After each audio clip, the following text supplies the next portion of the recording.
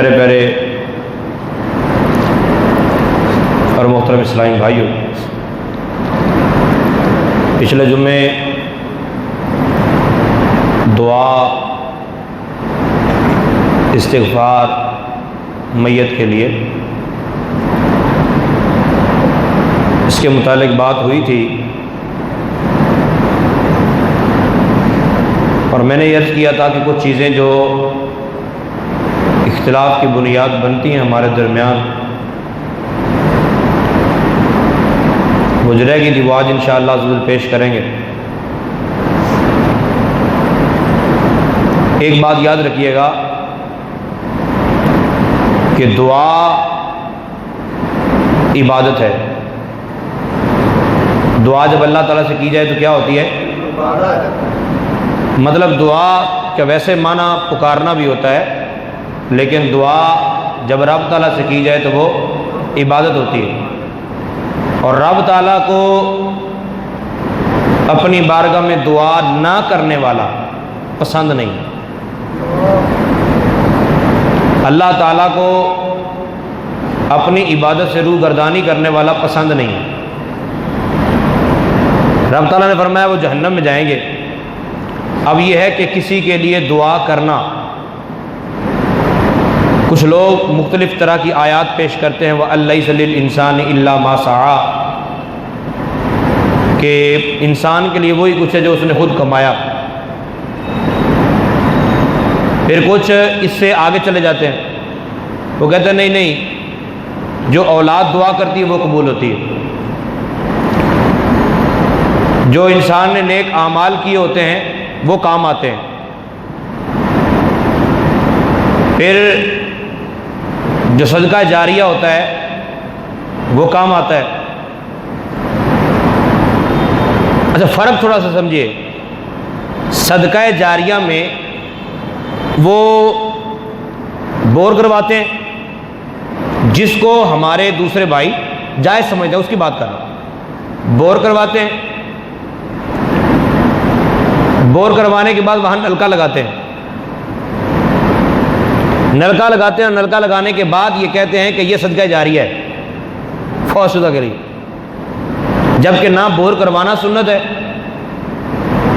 نہ ہی لوہے کا نلکا لگوانا سنت ہے۔ وہ یہ کرتے ہیں اور سنت سے ہٹ کر کرتے ہیں، اس کے باوجود کہتے ہیں کہ جائز ہے۔ اور ہم کیا کرتے ہیں؟ کسی نے کھانا پکایا، دعا مانگی، اصالہ ثواب کر، یہ سنت نہیں ہے جی۔ کیوں جی؟ یہ سرکار نے نہیں کیا، صحابہ نے نہیں کیا۔ بھائی کھانا کھلانا تو ثواب کا کام ہے نا، اصالہ ثواب کرنا تو ثواب کا کام ہے۔ نہیں وہ ٹھیک ہے، لیکن یہ جو تم انداز اپناتے ہو یہ ٹھیک نہیں ہے۔ تو میرے پیارے، پھر کنواں کھدوانا یہ سرکار دو عالم صلی اللہ علیہ وسلم کے صحابہ کی سنت ہے، پھر کنواں کھدوانا چاہیے؟ پھر موٹر لگوانا تو سنت نہیں ہے نا، پھر نلکا لگوانا سنت نہیں ہے۔ لوہے کا ہتھی والا نلکا صحابہ کے دور میں کب تھا؟ خیر، ان چکروں میں پڑھنے کی ضرورت نہیں ہے۔ ہم مطلقاً احادیث کے اوپر نظر کرتے ہیں کہ حدیثوں میں کیا بیان ہوا ہے اور ہم کیا کرتے ہیں، کتنا فرق ہے۔ اور اتنا فرق تو زمانے کے تبدیل ہو جانے کی وجہ سے ہر چیز میں موجود ہے۔ نبی پاک صلی اللہ علیہ وآلہ وسلم نے ارشاد فرمایا، حضرت ابو دردہ رضی اللہ تعالی عنہ سے روایت ہے، صحیح مسلم کی حدیث نمبر 2732 ہے، رسول پاک صلی اللہ علیہ وسلم نے ارشاد فرمایا، ما من عبد مسلم یدعو لاخیہ بظاہر الغیب الا قال الملک ولک بمثل۔ اور دوسری روایت جو ہے مسلم شریف کی، اس میں یہ روایت کے الفاظ من دعا لاخیہ بظاہر الغیب قال الملک الموکل بہ آمین ولک بمثل۔ پھر تیسری روایت جو ہے وہ یہ ہے کہ نبی پاک صلی اللہ علیہ وسلم نے ارشاد فرمایا، دعوت المرء المسلم لاخیہ بظاہر الغیب مستجابۃ عند رأسہ ملک موکل کلما دعا لاخیہ بخیر قال الملک الموکل بہ آمین ولک بمثل۔ ان تین روایتوں کو یہ اکٹھی صحیح مسلم کے اندر موجود ہیں، ان کا ترجمہ سنیے اور اپنے ایمان کو تازہ کیجئے۔ میرے آقا صلی اللہ علیہ وسلم نے جو ارشاد فرمایا آج ہر بندہ پریشان ہے، ہر بندہ یہ پریشانی سر پہ اٹھائے ہوئے پھر رہا ہے کہ جناب کوئی کہتا ہے میرا کاروبار نہیں چلتا، کوئی کہتا ہے جناب میرا فلانا کام نہیں ہے، کوئی کہتا ہے میرا فلاں کام نہیں ہوتا، کوئی کہتا ہے میرا فلاں کام نہیں ہوتا، کوئی کہتا ہے میرے گھر میں اولاد نہیں ہے، اللہ تعالیٰ بیٹا دے دے، کوئی کہتا ہے بیٹیاں ہی بیٹیاں ہیں، اللہ تعالیٰ بیٹا دے دے، کوئی کہتا ہے جناب اولاد ہے تو نافرمان بڑی ہے، آپ دعا کر دی۔ مطلب ہر طریقے سے بندہ کوئی نہ کوئی کسی نہ کسی انداز سے آپ کو پریشان ضرور نظر آئے گا۔ تو میرے پیارے بھائی، اب حرام کھانا، حرام پینا، حرام دیکھنا، حرام سننا، حرام کرنا، تو پھر کیسے دعا قبول ہوگی؟ اب دعا قبول ہونے کا ایک ذریعہ بتانے لگا ہوں کہ دعا کیسے قبول ہوتی ہے۔ نبی پاک صلی اللہ علیہ وسلم نے ارشاد فرمایا، جب بھی کوئی بندہ اپنے بھائی کی پیٹھ پیچھے مثال کے طور پہ نماز پڑھی ہے، اب جماعت کے ساتھ پڑھی ہے تو سب کے لیے یکساں دعا کر دے، ٹھیک ہے؟ اگر علیحدہ علیحدہ پڑھی ہے تو جناب پڑھ کے دعا، نماز پڑھ کے بیٹھا ہے دعا کرنے لگا ہے، قرآن پاک پڑھ کے بیٹھا ہے دعا کرنے لگا ہے، نیک عمل کر کے بیٹھا ہے دعا کرنے لگا ہے، سوچا یہ عمل اللہ کی بارگاہ میں مقبول ہو، میں دعا کروں۔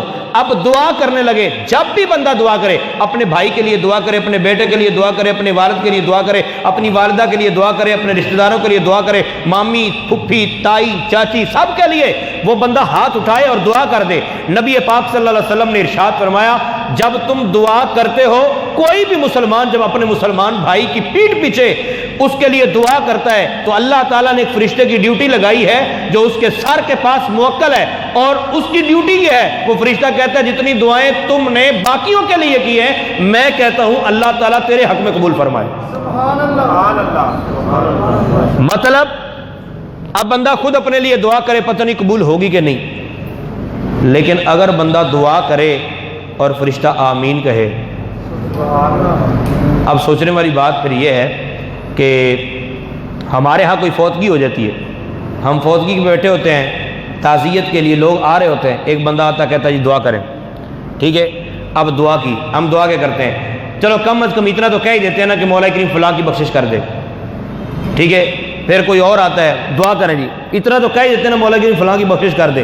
تو جتنی بار ہم دعا کرتے ہیں، فرشتہ ہمارے لیے دعا کرتا ہے کہ اے جو تو کسی کے لیے مانگ رہا ہے اللہ تعالیٰ تجھے بھی عطا کرے، مطلب فرشتہ ہمارے لیے دعا کرتا ہے۔ اور تیسری روایت کے جو الفاظ ہیں ان کا ترجمہ یہ ہے کہ نبی پاک صلی اللہ علیہ وسلم نے ارشاد فرمایا، مسلمان اپنے بھائی کے لیے جب بھی دعا کرتا ہے پیٹھ پیچھے، اللہ تعالیٰ اس کی دعا کو فوراً قبول فرما لیتا ہے، اس کی دعا فوراً قبول ہو جاتی ہے۔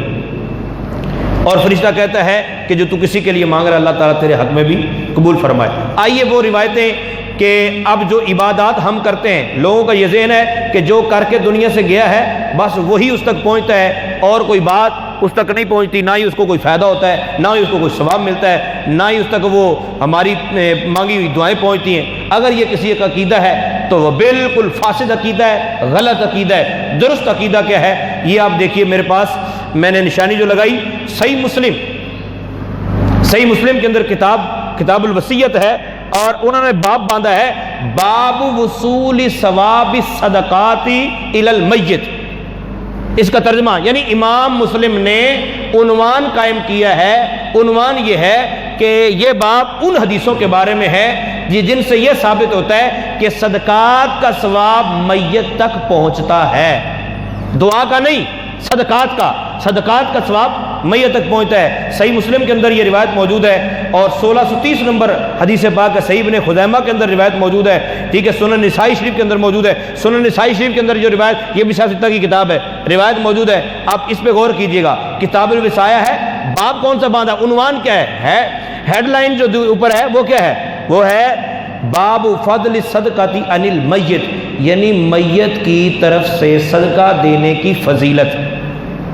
یہ میت کی طرف سے صدقہ، اب پہلی بات تو یہ ہے کہ صدقہ ہی نہیں دینا، دوسرا یہ صدقہ دینا ہے تو کہنا ہے کوئی پہنچتا کوئی نہیں، نہ بھائی صدقہ پہنچتا بھی، اس کی فضیلت کیا ہے؟ نبی پاک صلی اللہ علیہ وسلم کی بارگاہ میں حضرت ابو ہریرہ رضی اللہ عنہ ارشاد فرماتے ہیں کہ ایک بندہ قال للنبی صلی اللہ علیہ وسلم ان ابی مات وترک مالا ولم یوصی، یا رسول اللہ صلی اللہ علیہ وسلم میرے ابا جی ہو گئے فوت، میرے ابا جی اس دنیا سے رخصت ہو گئے، میرے ابا جی اس دنیا سے چلے گئے، اور انہوں نے کوئی وصیت نہیں کی، کوئی ایسی وصیت نہیں کی کہ میرے مرنے کے بعد فلاں کام کروا دینا، میرے مرنے کے بعد مسجد بنوا دینا، میرے مرنے کے بعد مدرسے میں پیسے دے دینا، میرے مرنے کے بعد فلاں جو جائیداد ہے اس کو اللہ کے راستے میں خرچ کر دینا، مطلب کوئی وصیت نہیں کی۔ تو آپ آپ مجھے یہ ارشاد فرمائیے فحال یکفر عنہ ان اتصدق عنہ، یا رسول اللہ صلی اللہ علیہ وسلم کیا میں اپنے والد کے لیے اگر صدقہ کروں، میں اپنے والد کو جو وہ دنیا میں کرنا چاہتے ہوں گے اگر میں وہ صدقہ کر دوں تو کیا اس کا فائدہ میرے ابا جی کو ہوگا؟ نبی پاک صلی اللہ علیہ وسلم نے فرمایا نعم، ہاں تیرے ابا جی کو ثواب پہنچے گا۔